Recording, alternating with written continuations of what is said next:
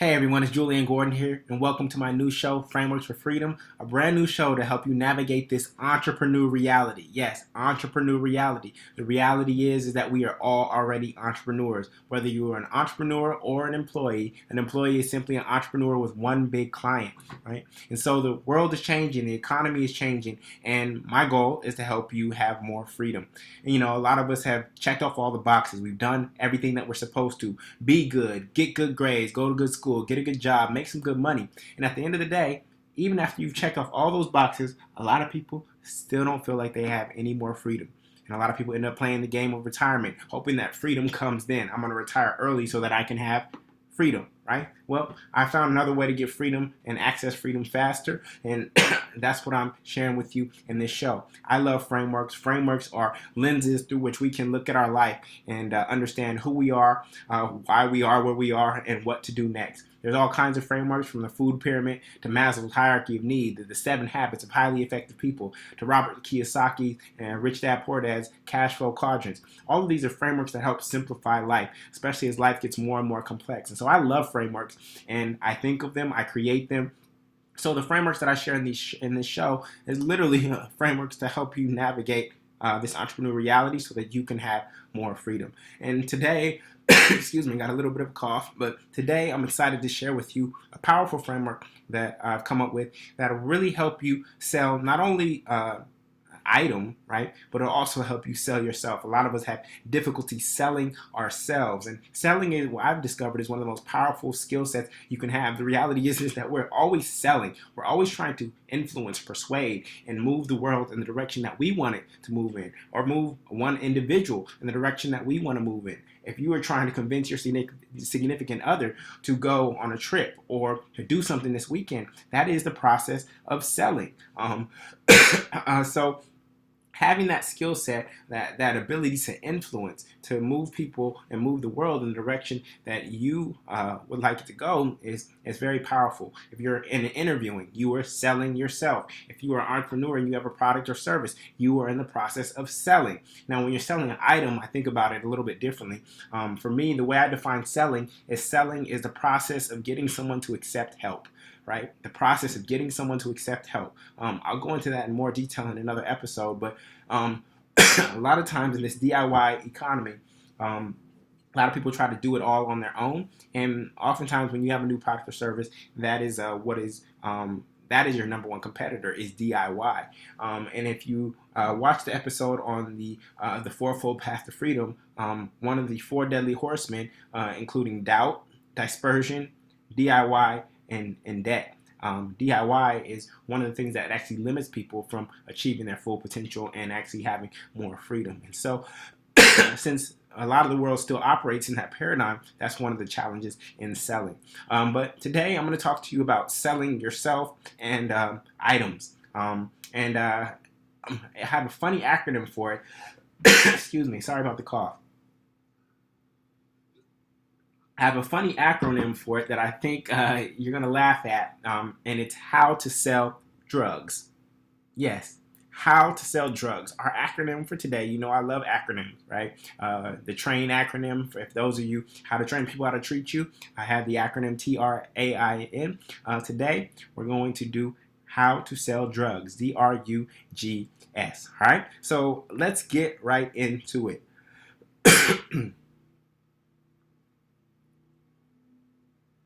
Okay, boom.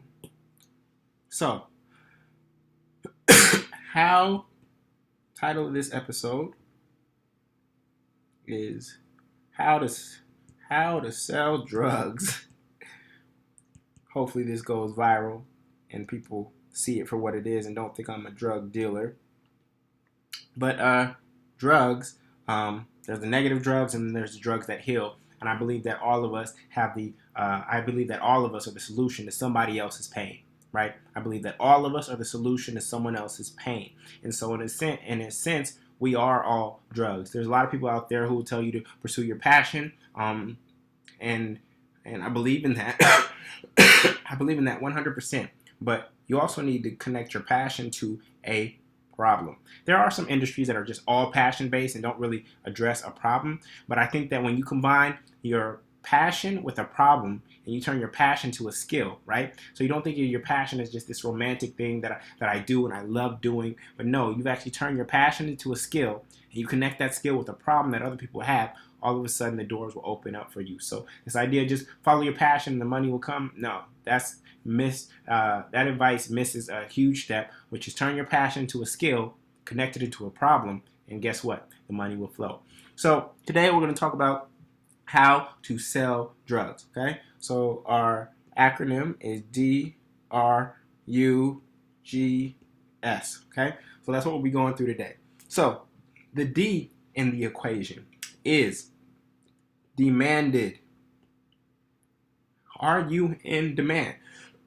Whether you're talking about dating, whether you're talking about the economic environment, are you in demand? Let's not talk about dating right now. Let's just talk about the economic environment that we're living in, this entrepreneur reality.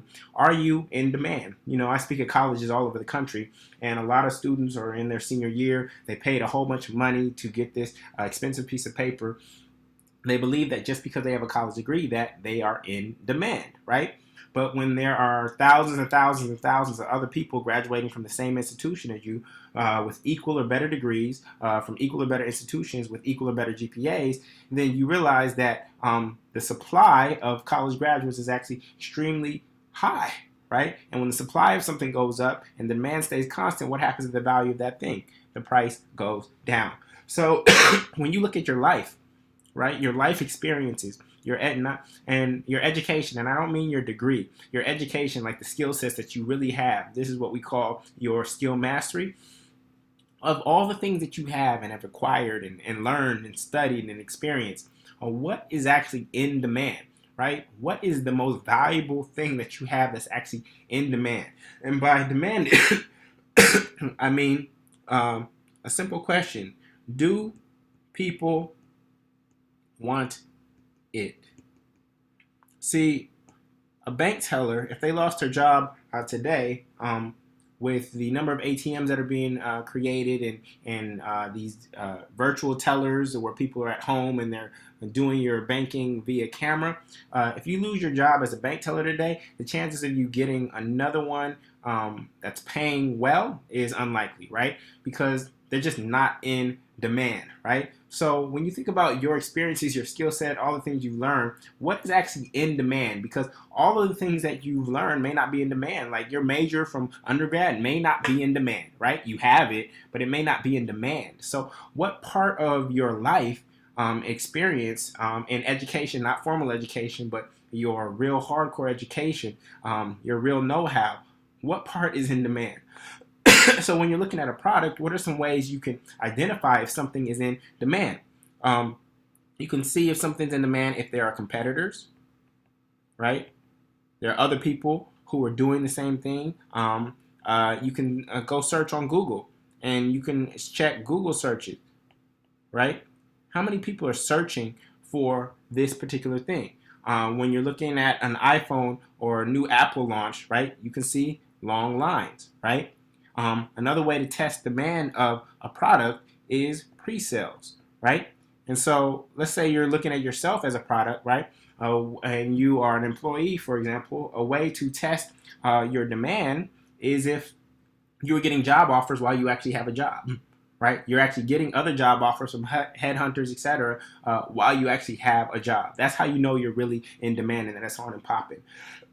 If you're an entrepreneur and you sell services, you know you're in demand if your clients, one, are staying with you for a long period of time, and then two, if you're going to have to start hiring soon because you can't serve all the clients you have. That more and more clients, your client base is growing year after year. So this is how you know that you're in demand. And if you ask most people that question, what part of you and your experience is actually in demand, most people won't have a good answer, right? And so, but the reality is that we look deep within each one of us and we find that thing that is special, that experience that is special. There is something in you that's demanded. Whether or not you can articulate it is another thing. And so you have to dig deep and say, what is the actual most valuable experience that I have? And that valuable experience may serve different people individuals or organizations. That's usually who pays you. It may serve different people, individuals, and organizations in different ways, right? And so that's the first question: is are you in demand? The next one is R, and R is kind of twofold in this particular economy. I like to look at it as top line and bottom line. So R is, are you revenue creating? Are you revenue creating, or are you risk reducing? Okay, revenue creating or risk reducing. So is the skill sets that you have, right? Your subject mastery, is it something that can be plugged into this particular system, this organization, or combined with this product and this process to actually create revenue, right? Because if that's the case, if you can create, anytime you can create more revenue than you take, you will always be in demand, and you will always be for sale, or somebody will always be willing to pay you, right? Anytime you can demonstrate that you can create more value than you can take for an individual or an organization, right? So a lot of people, especially if you're an employee, you have to know what side of the business are you in. Are you in the revenue creating side of the business, or in the risk reducing side of the business? The safest side of the business to be on is revenue creating, because revenue is the lifeblood of, and sales is the lifeblood of any organization, right? Now, risk reducing operations, things of that nature, are all essential, but those there's usually no dollar figure connected to it. And so when things get cut, when the economy gets constricted and tight, what are the first things to go? All the break even and risk reducing jobs, right? And so you have to ask yourself, what side of the economy do you want to be on, the revenue creating side or the risk reducing side? I love the revenue creating side. I love companies like Airbnb or Uber or Lyft and the sharing economy, because these companies are saying, look, I've created a platform that is going to allow you to put money in your pocket. And I know some of them aren't paying fairly. Just leave that aside for right now. Take eBay as an example, or Amazon as an example. These are platforms where they're saying, I'm going to help you put revenue in your pocket, and I'm going to take a portion of that as my fee for helping you create income, right? They're on the revenue side of the economy, and I think that's always the most powerful place to be. But the other sides are essential, though they're harder to quantify. I'm not saying that they're less important, they're just harder to quantify, and I think sometimes less secure. So if you always want to be able to sell yourself like drugs, you want to try to move upward in the economy and be above the line, not below the line. Okay, so the way to think about this is risk reducing or revenue creating is, does it create excuse my cough, more certainty?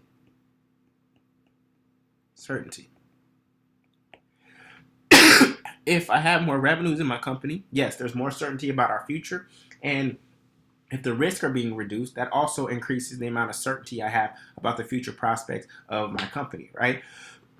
So you want to ask yourself, what individual organization can I actually help create more certainty based on my presence, my unique gifts, talents, strengths, and skills? Who or what can I actually create? What area can I create more certainty in?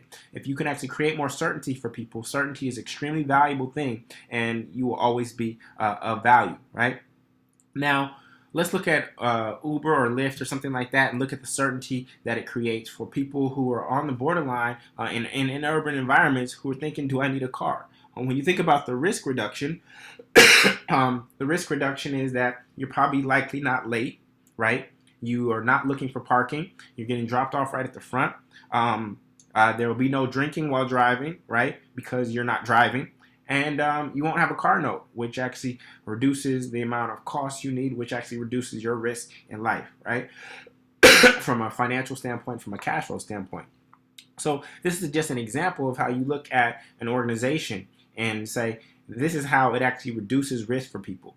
So when you think about yourself, how do you reduce risk for people, and who do you actually reduce risk for? And by reducing risk, you're actually increasing or creating more certainty. And you can do that through revenue creation and generation, or through risk reduction. Okay? So next is you, right? You is, it's funny because this is you and you, which is you unique? How are you unique? If we look on LinkedIn, we could probably find 50 to 100 to maybe 1,000, and some people, 10,000 people who look exactly like you on paper, right? They look exactly like you. So, of all these people who graduated with the same degree as you in the same 10-year period, with the same skill set, etc., what makes you unique? This is really important to actually being able to sell drugs and to sell yourself. And so the question behind that is, does it stand out? Does it stand out, or do you stand out? And if so, how? Right? How do you stand out? What's unique about you? So this is oftentimes where branding comes in. And branding is really taking that unique part of you and actually bringing it into the forefront, bringing it outside of you so that people can see it on the front-facing portion of you, right? Because I trust that you have unique gifts, talents, strengths. I mean, all of our fingerprints are absolutely unique, right? So we were designed as unique beings, and I know a lot of our DNA is alike, but we were designed as unique beings, and we've all had unique experiences. But some of us tend to hide our unique experiences because some of our unique experiences were painful. Others of us don't believe our unique experiences are unique. And therefore, we think that everybody's had that experience and that everybody can do what we do. Sometimes seeing your own gifts, talents, and strengths can be very difficult because they come so naturally to you, right? So, does it stand out? This really comes from particular your brand. It comes from features. It comes from a promise that you make or that people think of when they think of you, right? Now, I talked about branding before in one of the previous episodes, and branding, I asked the question, where does your brand live? Where does your personal professional brand live, right? Your personal professional brand lives in the mind of others. It lives in the minds of others. Why is that the case? Because your personal professional brand is what people think of when they think of you. And where are their thoughts? Their thoughts are in their mind. Now, you get to shape and curate that brand based on how you interact with people, how you show up, your evidence and your artifacts and evidence of success, which is a concept I'll share with you all in the future. But basically, it's tangible evidence of the value that you are able to create, right? So this is where your promise also lives. When people think of you, they think of somebody who is reliable at what, right? Derek Jeter is reliable at shortstop. Steph Curry is reliable at three-pointers, right? This is your brand promise, okay? And so what makes you unique? What makes you stand out? Your brand, your style, excuse me, your approach, right? There's a lot of YouTube videos out there on people teaching dry erase, things of that nature. I'm using an iPad Pro with the iPen, and I focus on frameworks and I focus on freedom. This is what people think about when they think about me. This is what makes me unique and different, right? So you want to find out what makes you unique, and sometimes you have to ask those around you in order to do that. So one of the challenges I've given in the past is go text 10 people who know you, 5 in your personal life and 5 in your professional life, and ask them what do they think makes you unique, and you'll start to see some patterns in all of their answers. Okay, so the next is G. Is it golden? Is it golden? Does it have a value? Right? There's a lot of amazing things and amazing people in this world, right? But if people don't, in an economic environment, if people aren't willing to associate a dollar figure with that thing, then it becomes very difficult for this great individual or great product to actually navigate. Excuse me. This cough has been crazy. So, for instance, Wikipedia is good, right? It's a great resource and tool. And but because people started to commodify information, people thought that this information should be free, and it was co-created by its members. And so you see Wikipedia always having to do these kind of fundraising drives in order to keep the servers going, right? So there's some people who perceive it as valuable. If people really perceived it as valuable, they would pay for it monthly like a subscription, right? But instead, it has to rely on donations. You think of something like NPR, right? If it had and NPR is valuable, right? But does it have economic value? It may uplift my consciousness and things of that nature. But if it came down to comes down to the come down, am I going to cut my NPR bill, right? Is it adding that kind of economic value? So again, this is not talking about. This is all within the economic context. Whenever we're talking about selling something, it's in the economic context, in the context of exchanging goods, service, or people's mind share in time for money. Okay, so I'm not saying that somebody who has no economic value is a terrible person. No, I'm not saying that. That's just the context within which this particular framework operates as an economic model. Okay, so there are nonprofits out there that are actually profitable, right? Because they've actually found an economic model to tie to them. So, and we see this world of social entrepreneurship emerging and expanding, right? Because people have found a way to match a good cause with an economic model that is actually valuable to the consumers, right? So, does it have economic value, right? And so this is basically the question: are people willing to pay for it? And show me. Are people willing to pay for it? See, a lot of people out there, they think that, oh, I'm underpaid.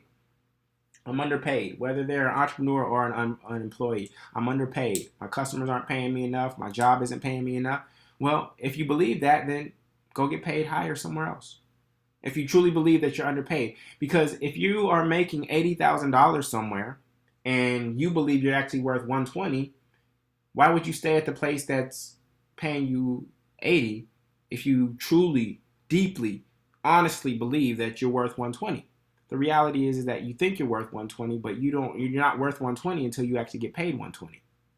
Okay? You're not worth $120,000 until you actually get paid $120,000. Yes, I believe that you have to believe and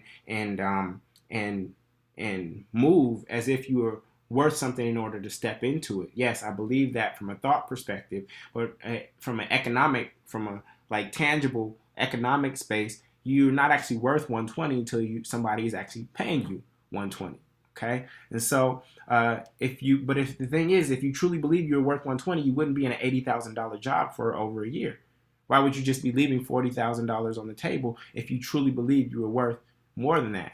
So a lot of people complain that I am more valuable than what I'm being paid, but that's not.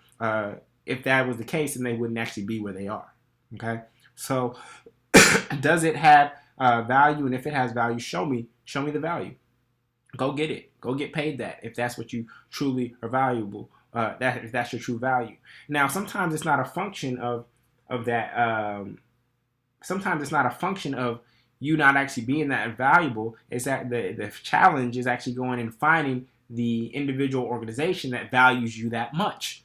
The same with dating, right? You're an amazing person. You might be having struggle finding a match or life partner, and it doesn't mean that you're not amazing. It just means that it's been a challenge actually finding the right market or the right avatar or the right match, right? So if I, for instance, start my speaking business trying to speak to chambers of commerce who get donations to stay open, then though my speaking fee, I think it should be up here, I'm not going to be able to claim that at the chamber or going to the local chambers of commerce meetings, right? But until I step into a new market and I start reaching out to corporations and colleges and other organizations and conferences, then all of a sudden those markets for the same approach, the same ask, the same person, the same offer, I'm getting more over here than I would over here. So just because you're not getting the value that you truly deserve doesn't mean that you aren't that value. It means that you might not, you haven't found the individual organization that actually values you at that. And so that should be the next search. That should be what you're focused on, is finding the right, what they call target market fit. Okay. So next and finally, is it a solution? Are you an actual solution? And by this, I mean, does it actually work. I got this funny story about the slap chop. I don't know if you remember those infomercials where the guy was on there and he was chopping the onions with the slap chop just like that, and somehow I ordered one. I actually needed it for a funny infomercial that I was going to make for goal setting, just to have some fun. And here's the thing, the slap chop, it appeared to be demanded, right? Of course, infomercials always set it up like there's scarcity and that people are buying it like crazy and things of that nature. So the slap chop appeared to be demanded. It appeared like it was going to reduce risk. It was a risk of cutting my hands, risk of crying while cutting onions, right? I'm a grown man, you know what I'm saying? It looked like a unique product. It was not a knife, right? It was something different. It was unique in that way, that it was not a knife, right? You wouldn't find it in the same section of the store as knives, right? It was not a knife, right? There's a lot of people who go and try to create a better knife, and that's cool, but this was not a knife, so it was unique. And then it had economic value. It was like, I buy all these other things for my kitchen, spatulas, blenders, things of that nature, and this thing, in terms of the way how often I use onions and things of that nature, fits into that suite of things. There's something I can compare it to a little bit, and so it was golden, right? But when I actually got the slap chop and I actually tried to use it on an onion the way they use it in the commercial, boom, it didn't work. It didn't work the same way, right? And so it's really important that, and really it comes down to the final S, right? Does it work, right? You can say you're worth this much, you can say you're able to do all of this, but unless you have what I call artifacts and evidence of success, actual demonstration that you can actually do the work, this is what allows you to sell like drugs. When you actually have demonstration of you being able to do what you're trying to sell to the next person, right? Artifacts and evidence of success is essentially, when you look at the pyramids, right? The pyramids, even without those people being there, the Egyptians being there to tell you that they built them, what do the pyramids communicate about the people who built them? That they are big thinkers, that they are visionaries, that they are patient, that they are architects, that they are precise, that they are mathematicians, that they are astrological wizards, right? The pyramids, the artifact in and of itself communicates their particular value, right?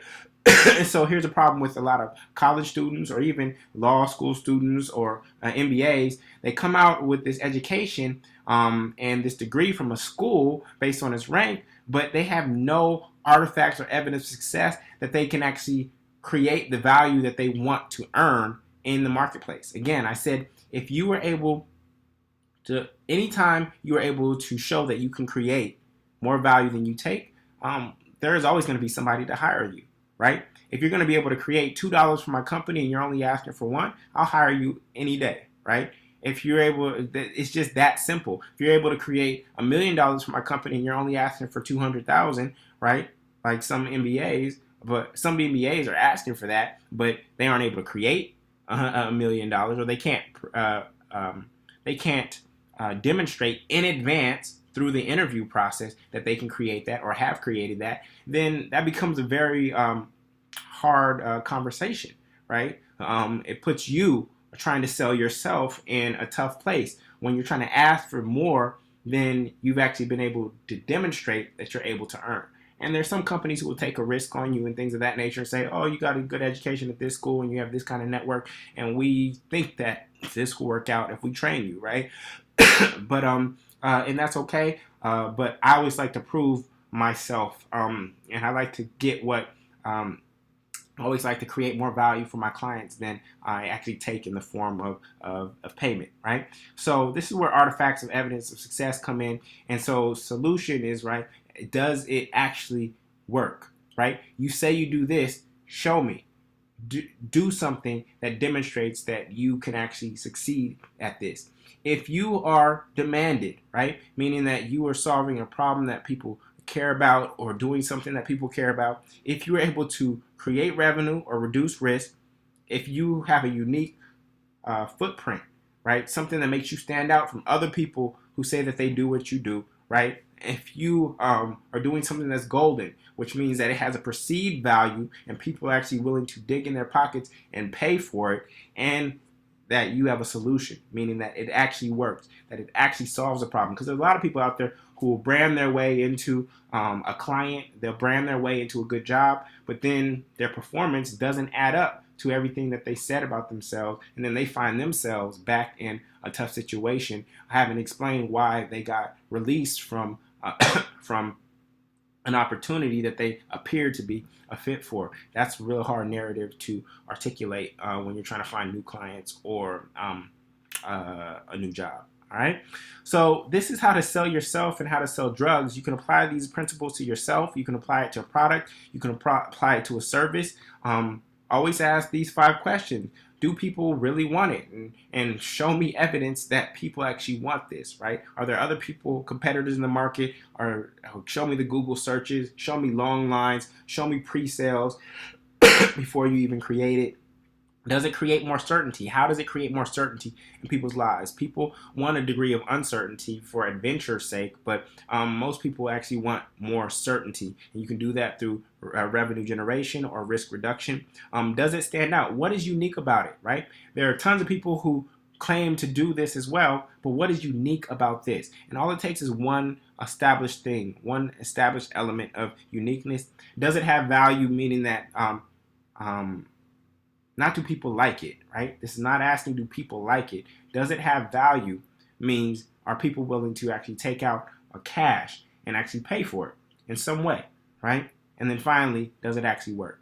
If you have these 5 criteria and wrapped up in your personal brand, you will always find money flowing into your life and into your business and into your career, right? Whether you're an employer or entrepreneur, if you actually look at these things and ask, do people want me, right?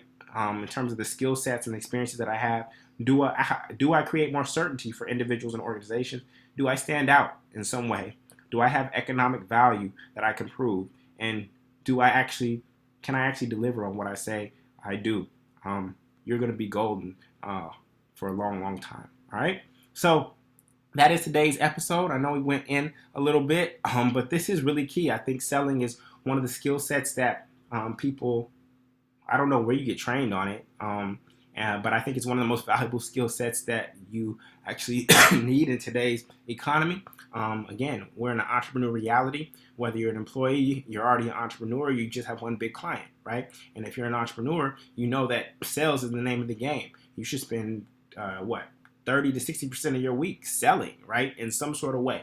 Okay, so with that, I want to say thank you so much. If this is your first time catching Frameworks for Freedom, again, my name is Julian Gordon. Go to freeme.tv. That is freeme.tv.